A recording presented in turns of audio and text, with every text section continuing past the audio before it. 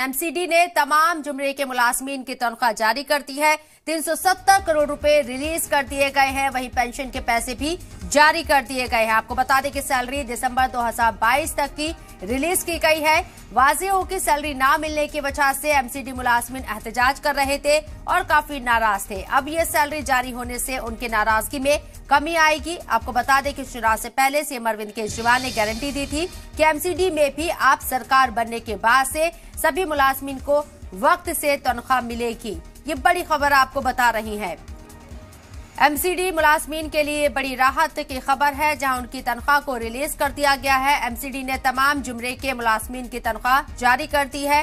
370 करोड़ रुपए रिलीज कर दिए गए हैं। वहीं पेंशन के पैसे भी जारी कर दिए गए। आपको बता दें कि सैलरी दिसंबर 2022 तक की रिलीज की गई है।